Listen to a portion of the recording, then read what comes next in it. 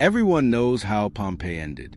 A city of ash, a sky of fire, a moment frozen in time, preserved by the wrath of Mount Vesuvius in 79 AD. Bodies locked in place, mid-scream, mid-run, mid-prayer, buried alive in a pyroclastic flow, so hot it boiled blood in seconds. But that's not the horror. Not anymore. The horror began when they tried to listen. In 2023, a small team of researchers from the University of Naples launched Project Forma, a new initiative to digitally preserve the body molds of Pompeii's dead using high-frequency laser scanning. The goal was to improve museum reconstructions, make them more accurate, more human. But a visiting American postdoc, Eli Grant, proposed something strange. He believed that the cavities left by the bodies might hold acoustic data. In other words, sound fossils. It sounded ridiculous, until he explained. When a body is encased in ash, the space it leaves behind, especially the lungs, throat, and mouth, retains the final posture of a scream. If sound was emitted, if a person screamed loud enough, it would have bounced within that cavity, a natural echo chamber. Eli theorized that with the right sonic reconstruction, ultrasound pulses matched to the mold's geometry, you might be able to reverse engineer what the person last heard, or worse, what they said. His team laughed, called it ghost hunting in Latin, but the Italian government approved the test, privately, and on July 19th, in a sealed restoration lab behind the Villa of the Mysteries, the first scream was mapped. The mold was labeled Specimen 24A, a teenage girl, mouth wide open, arms over her head. They scanned her skull, throat, and ribcage using micro-frequency LiDAR. Then, a precision speaker played a waveform into the cavity, one that swept across the entire 20 Hz to 20,000 Hz range. The lab stayed silent for the first half, just feedback. Then, at 19,850 Hz, a signal spike hit the monitor. It wasn't electronic noise. It was a voice. Human. Desperate, but not in Latin. It spoke English. The first translation was garbled, but consistent. Don't let it see. And then silence. Not static. Not decay. Just silence. As if the scream had ended something. Eli thought it was a glitch.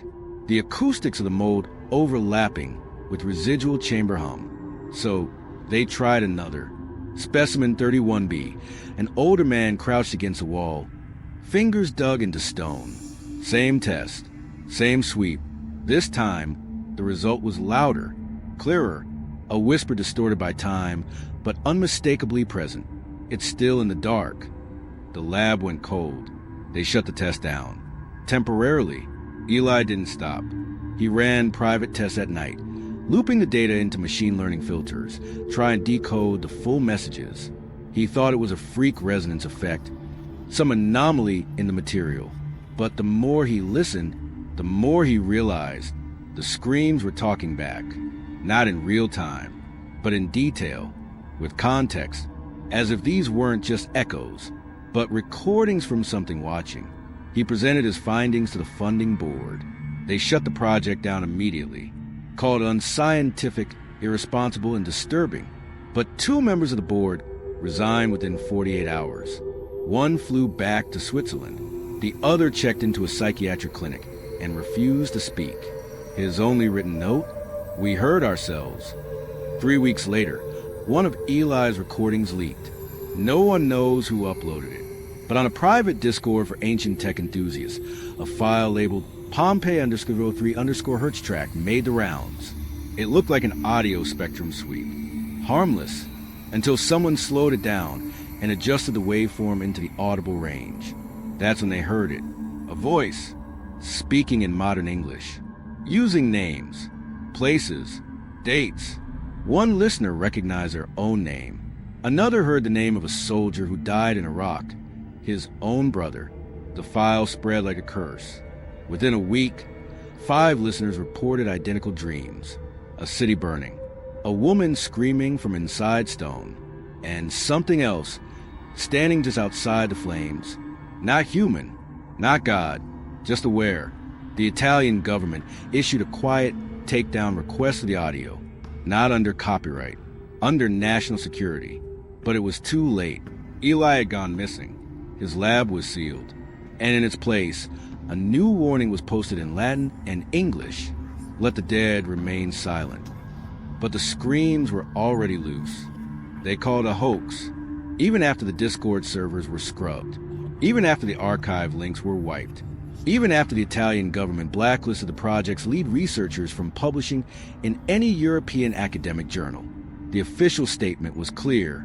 No audio evidence from the Pompeii cavity scans contains language, phonetic structure, or human vocal resonance.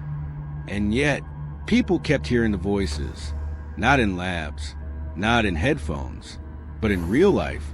A woman in Prague claimed her shower faucet began hissing in rhythm one morning. So she recorded it, played back at 20,000 hertz. It whispered, "Ash can't hide the truth. It only slows it." She deleted the file. The hissing came back the next day, only louder. In Tokyo, a subway operator stopped his train mid-tunnel after claiming he saw a figure made of smoke in the station glass. The operator was institutionalized. Before they sedated him, he kept muttering, "It knew my name. It screamed my name." A forensic sound technician later examined the security cam feed from that station. The video was silent, but the audio, when reversed and slowed down, it played back a child's scream, filtered through distortion and echo. The waveform matched the scream from Specimen 24A perfectly. Across forums and dark web threads, users began describing the same symptoms after hearing even a few seconds of the Pompeii files.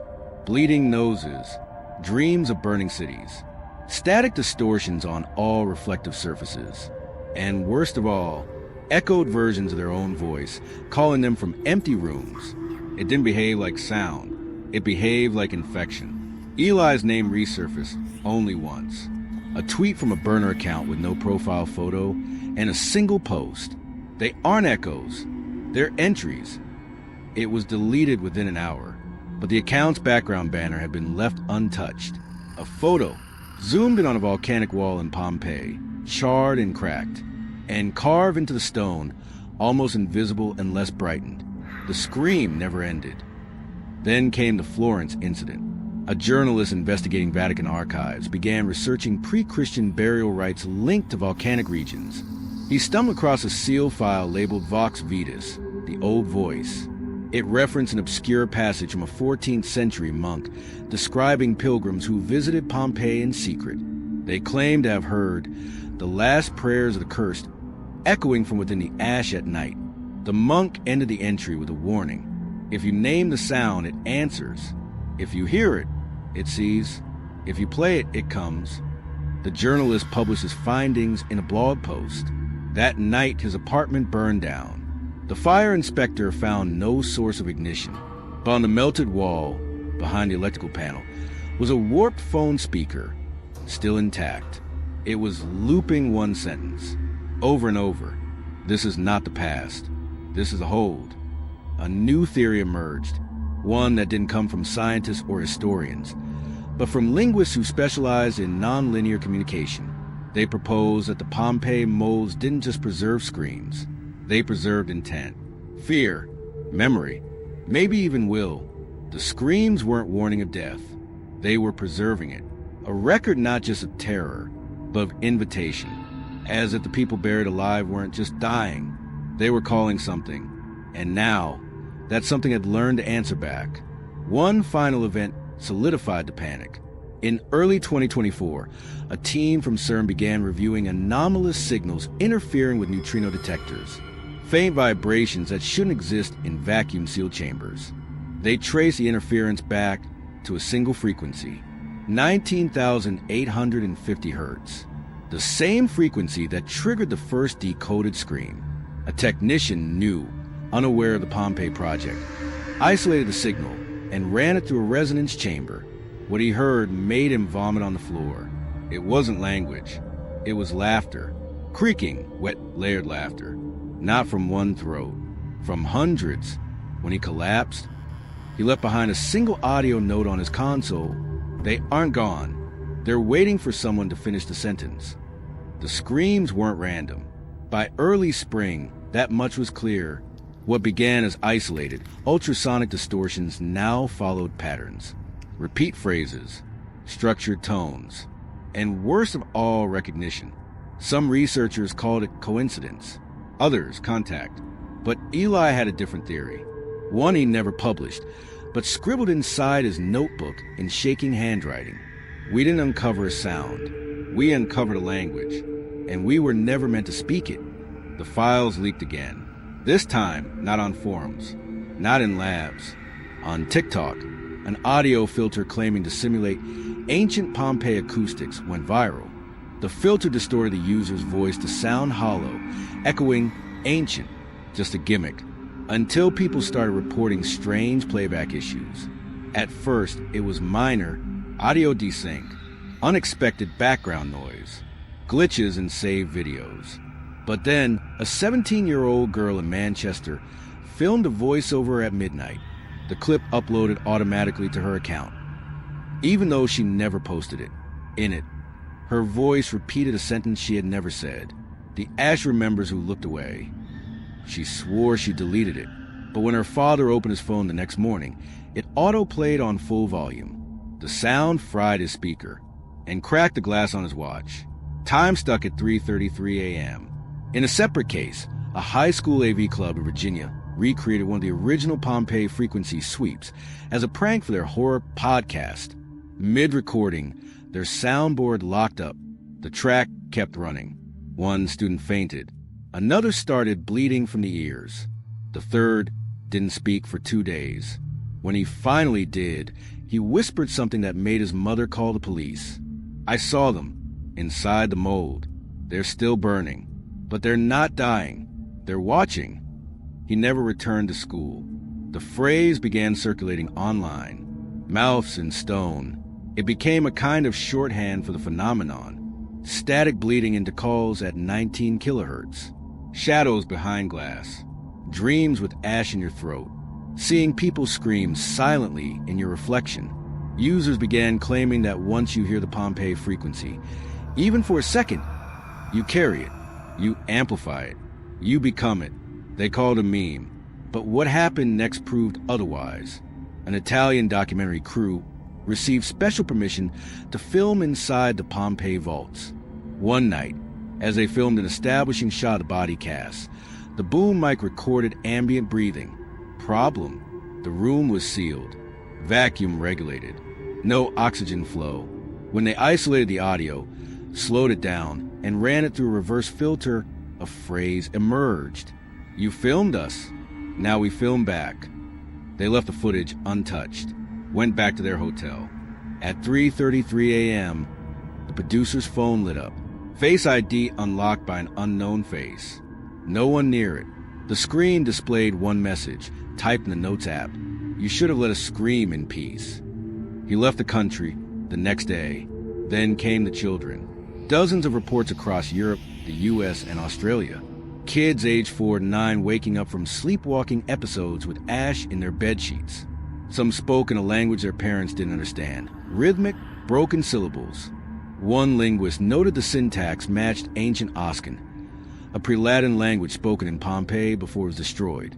These kids had never studied Latin, never visited Italy, never seen the casts. But when asked what they were saying, many gave the same reply. We were just finishing the sentence. An emergency session was held at UNESCO. Officials discussed the potential closure of the Pompeii site to the public.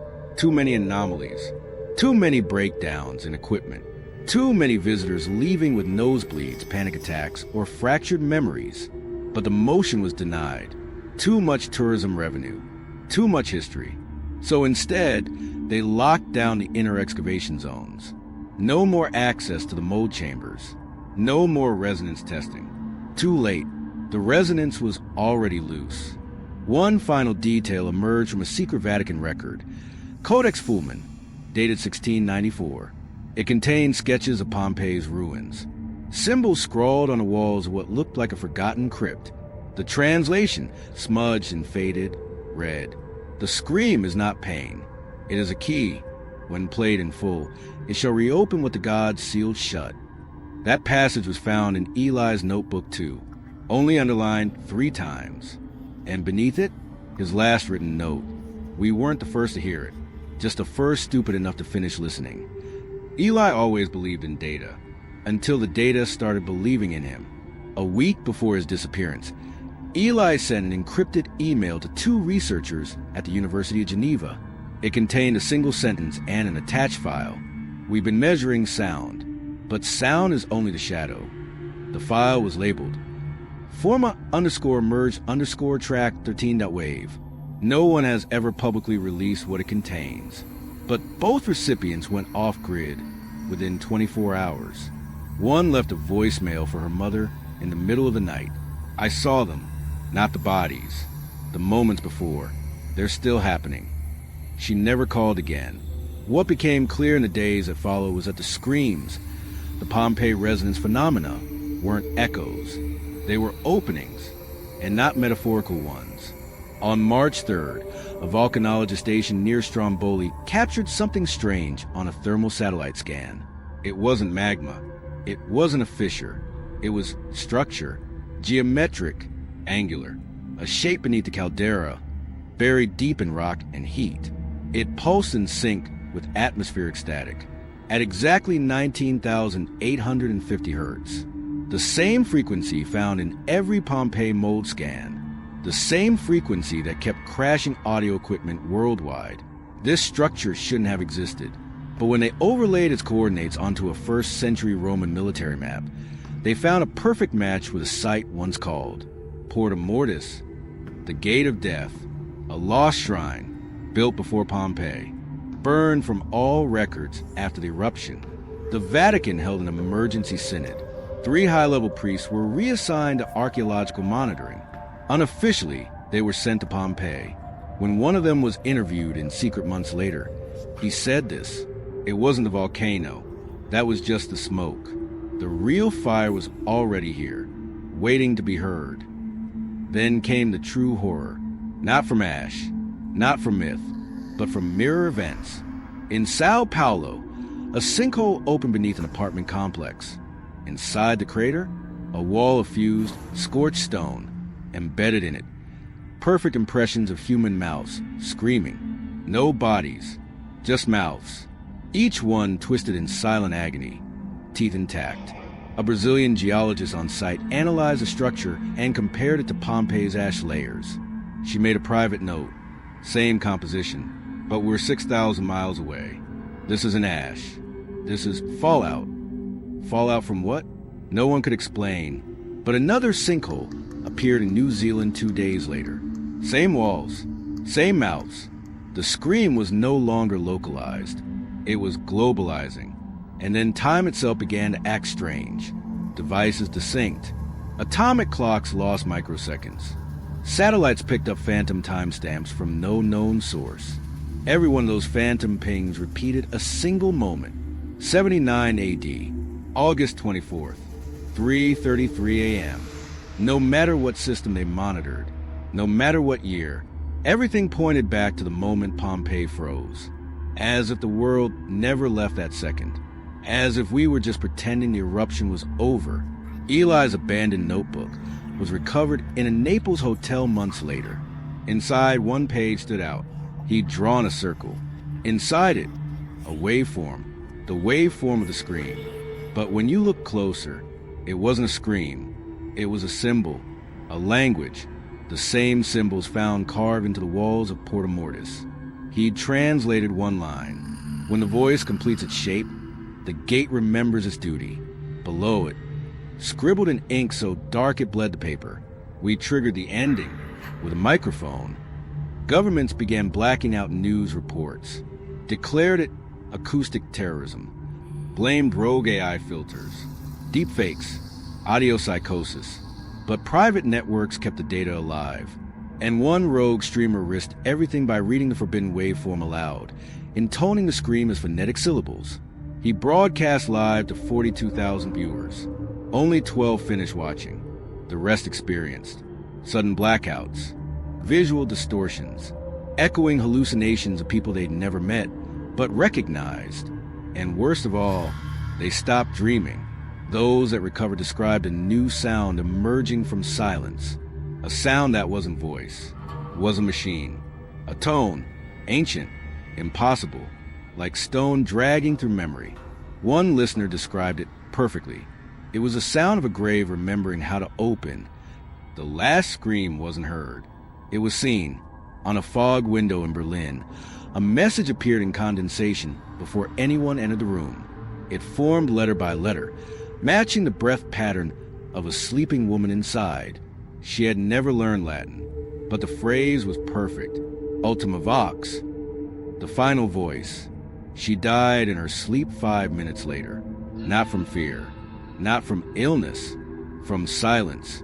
Her autopsy found no vocal cords, only blackened ash in her throat. On the other side of the world, a research balloon over Chile captured an anomaly, a sound wave of beginning, but no end.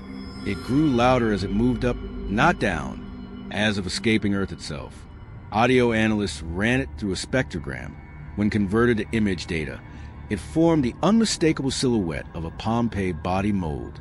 But this time with its eyes open, and something else. Behind it, larger, unformed, but watching, like the scream had always been aimed at something. And now, that something was answering. In Washington, an emergency climate meeting was interrupted when every monitor in the building flashed the same message. The ash is not done. The power cut out. All mics failed, except one. A lavalier mic, unplugged, unpowered, began broadcasting a voice. Not a whisper, not a scream, a chant in perfect unison. Multiple voices, layered, inhuman, ancient, speaking as one. When the air forgets, the stone will remember. The senator wearing the mic collapsed. His last word? It's inside us now. They sealed Pompeii, shut down all tours, arrested researchers, declared all recordings biologically hazardous data. But it didn't matter. The resonance had already crossed mediums. People began reporting screams inside glass, mirrors, windows, even phone screens. At 3:33 a.m., some reflections began to move independently, not copies, premonitions, as if the scream wasn't preserving the past, but projecting the future. And every projection ended the same way. A city of ash, people frozen, mouths open, and a new figure standing where no mold had stood before. The listener, the one who had heard all of it. Then came the Vatican letter, and signed. No crest, just a single page delivered to the UN via courier. Inside, Pompeii was not a city. It was a seal, and we have broken it. They included an image, not a photograph. A sketch, ancient, burned into vellum. It showed a tower of ash rising from a throat. Above it, 5 circles, one eye, and a hand reaching down, not to help, but to listen. The caption, the gods were buried for a reason, but man remembered how to dig. Eli's body was never found, but a final voice memo from his number appeared on a secure server at the University of Naples. It played for exactly 3 minutes and 33 seconds. His voice was barely recognizable, more echo than person. But he said one final thing before the signal dissolved into layered voices. The scream isn't about death. It's about continuity. We thought the bodies were warning us, but they were rehearsing, teaching the shape of the end. We're not listening to the past. We're joining it. No one plays the Pompeii recordings now. Not openly. Even air-gap machines report ghost pings. Mirrors cloud. Glass shatters. Silence vibrates. Some say if you stand near a Pompeii cast at 3:33 a.m. with no lights on, you'll hear your own scream, the one you haven't made yet. Others say the scream isn't personal at all. It's planetary, a moment Earth has always been holding in, and we were the ones who unmuted it. Final reflection. It wasn't an eruption. It was a compression, a memory sealed in bone and heat, a scream cast not just in ash, but in intent. Pompeii wasn't destroyed. It was paused until someone, us, gave it breath again. And now, the scream finishes itself.